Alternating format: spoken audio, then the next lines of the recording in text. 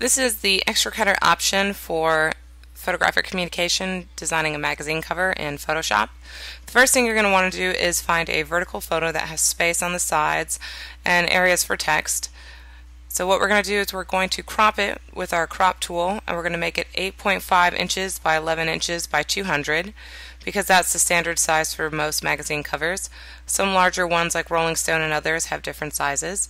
Now you want to make sure that you allow yourself space for the cover lines and the masthead. The cover lines are like headlines or teasers into what kind of stories are on the inside. And when you crop, when you have proportions or inches in the dimensions up top, it will constrain proportions, so you will not be able to expand it past what would get you an 8.5 by 11. So once you get it where you like it, hit return and crop it. I'm going to zoom in. And what we're going to do is we're going to create a new layer, and we're going to add a shape to it. So we're going to use the marquee tool, and we're going to use the rectangle. Click and hold if you don't see the rectangle. And we don't want any feathering because that softens the edges. And what we're going to do is we're going to create a little bar for text to go for the cover of Horse Illustrated, which is what I'm going to create. You can create and design your own. These are just options. So I'm going to create like a little bar that I can have, say, illustrated in it. And I'm going to pull the purple color from the flowers down here so that way it ties it together. And to pull a color from the image, you can use the eyedropper. You can press I for eyedropper, select it on your tool palette, and then click on the item in the image, and then it'll pull that color, and you can see it appear on the foreground color on your tool palette. So I can click again to see if I want a different color. A little too pink right there. And then I can use G for gradient, or paint bucket. If you can't see it, it's usually behind the gradient, so click and hold and get paint bucket. Then I'm going to click inside the shape, and now I've created the color to see if I like it. And I think I'm going to try again and see if I can pull a more purple hue.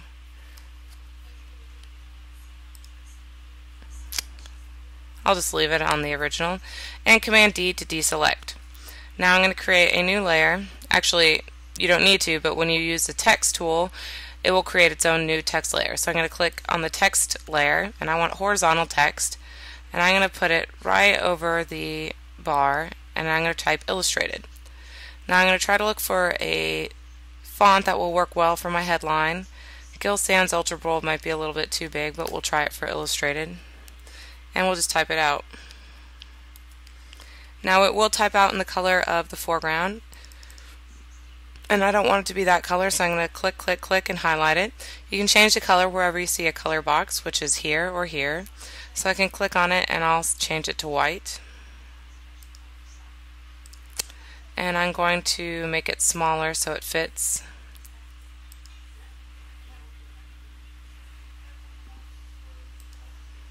And if I want to, I can always make the box bigger. So I'm going to go ahead and make the box bigger. Excuse me. Now select the box layer. If you want to adjust the box size, you can go to Command T or Edit Free Transform, and it can make the box bigger. So I'm going to make it a little bit bigger so Illustrated can be a little bit bigger. And then I'm going to hit Return to apply the transformation, and then go back up to the text layer, and I can do the same thing. If you hit Command T, then you can actually stretch out the text and make it as wide as you want. Pulling it left and right does it without proportions. Pulling it from the side and holding Shift does it proportionately. And when you like it, hit Return, and now I have Illustrated. Now I'm going to create Horse for Horse Illustrated, and I want to link these two layers together, so when I move them together. So if you hold the Shift key and click, if they're right by each other, now you can go to this lock here, and now they're locked together, and now when I move them, they'll move together. Now I'm going to create another text, and I'm going to say horse. And I want it to be large because it's the title of the magazine. So let's make it very large.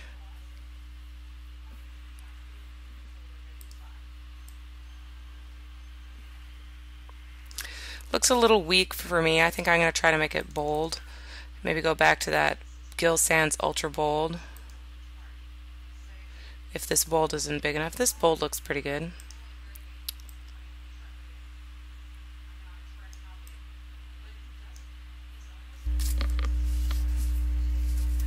And I can move horse.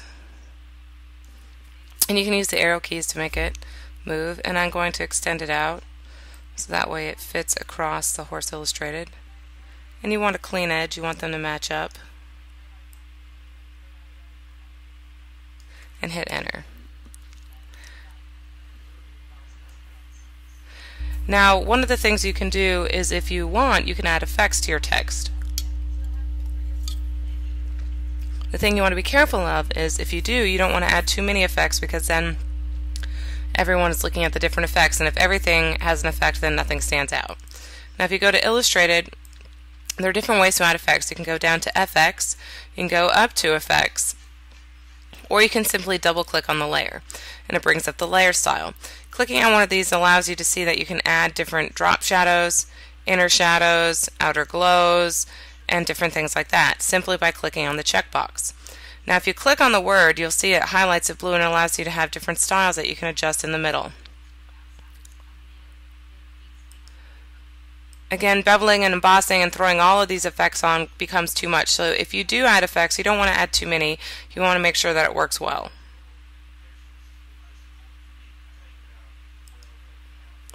So I'm going to go ahead and add drop shadows to my text on my headline, cover line. I'm going to take this one off though. I'll leave it on. And I'll press OK. Now, if you want to change the color again, whenever you see a color box, click on the color.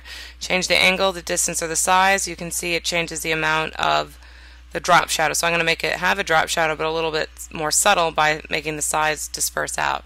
So again, play around with these options, and then when you find one you like, press OK. Now, you need at least 3 cover lines and a barcode. So I'm going to go Google for a barcode.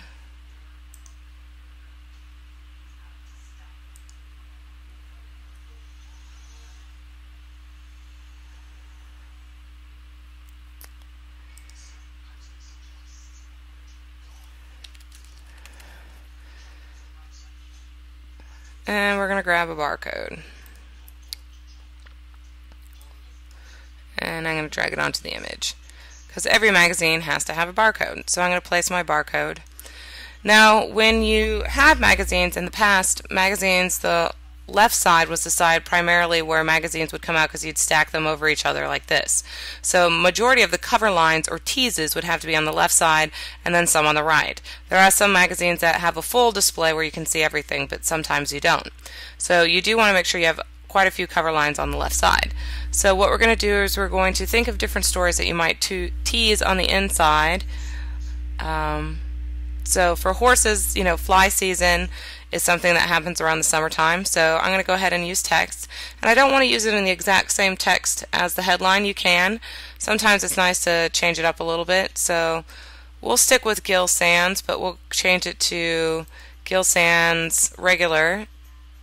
And maybe we'll change it to the Gill Sans SMT. So that way it's a little bit different. And I'm going to just type a number, because sometimes when you have tips or different tricks on magazine covers, they make the number very large and then they put the text beside it, so that way it kind of is a bold contrast to what you're seeing. So I think the space between it is too much. So if you go up to Window, Character, it'll bring up your character palette. And the character palette allows you to adjust things about your text, be it the size or the tracking. Tracking is the space between letters. So I'm going to say 0 and make it go back to normal. And this allows you to change the width, and I'm going to make it wider text to make it stand out. And I'm going to decrease the space between the numbers because I think it's too much. So -5 would decrease it. Let's try -25 to bring them closer together. And you want to get it to where you like it.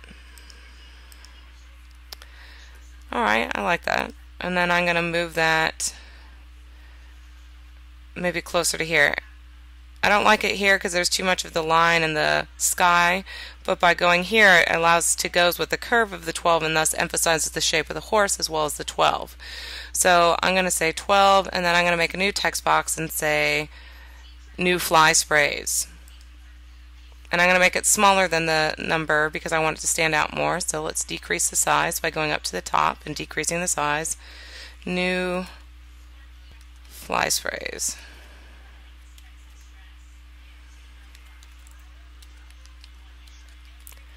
Now the reason why the letters are so close together is because they're staying with the negative tracking, so I'm going to go back and put it on 0.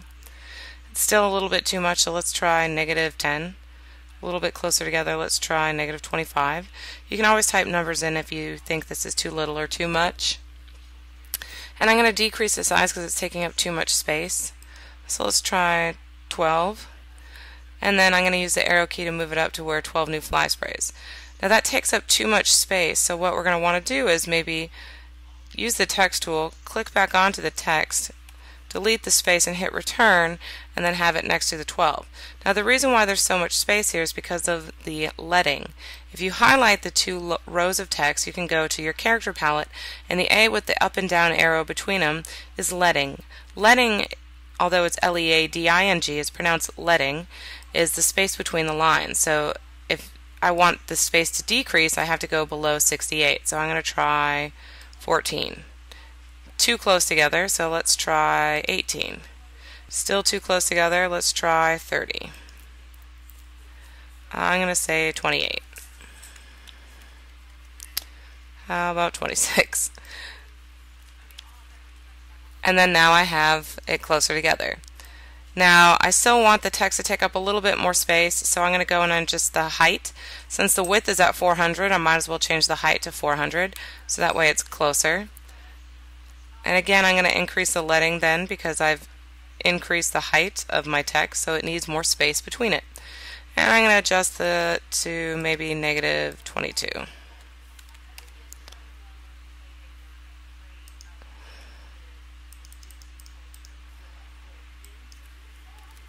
-20.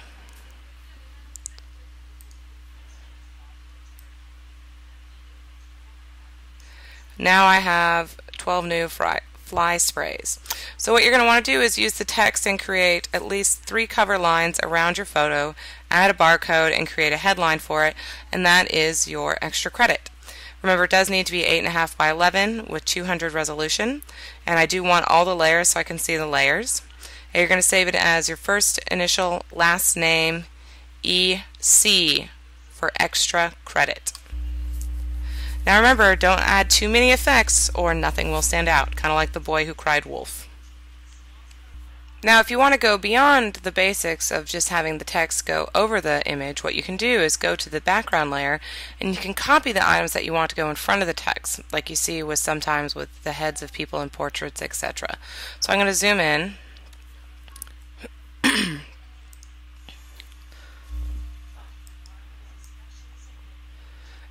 And I'm going to use the magic wand. Since I have the same background colors, I'm going to press W for wand and click, and if I hold, you'll see it'll select the light colors, and if I just keep clicking, it'll add to it. Now the magic wand only selects light colors, so if you have a background that has different colors, this is not going to be the route you're going to need to take to delete the background. This is just one that will work if you have similar ones, similar tones and colors like you can see here with the blue sky and Chance. Because it's going to make it easier for me to actually select the background and then say select inverse and then put it over. So I'm going to use L for lasso. Holding the shift key with different selection tools, which are the tools up here, allow you to select and add to the selection by holding the plus sign here.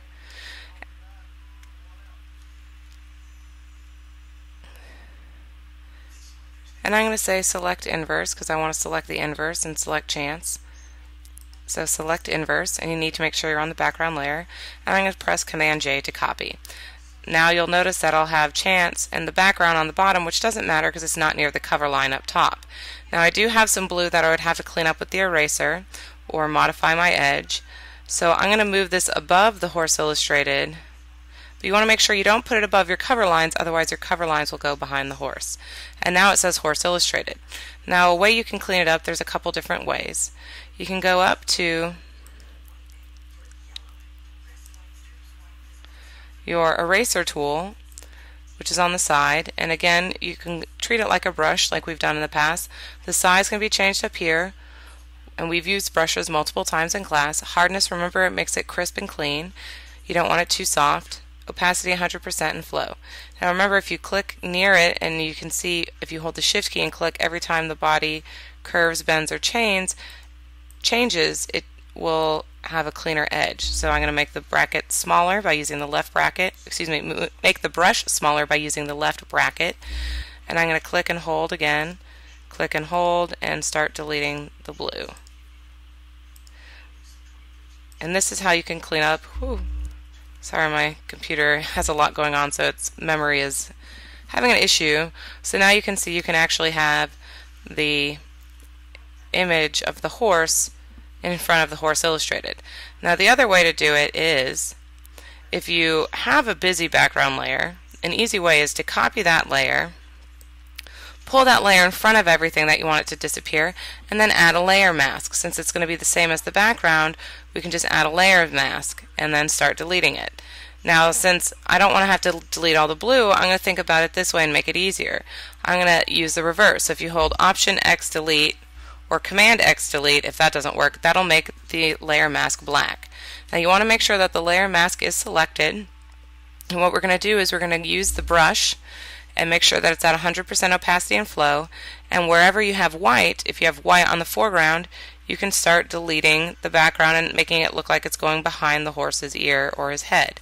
Now remember, if you mess up like I did there, and I'll zoom in so you can see, you can always hit the letter X to go and have black on the foreground, or hit this double-sided arrow to switch to black, and then paint back the information that you need to be there, or not to be there, or vice versa. So those are the different ways that you can use to put the image in front of the text.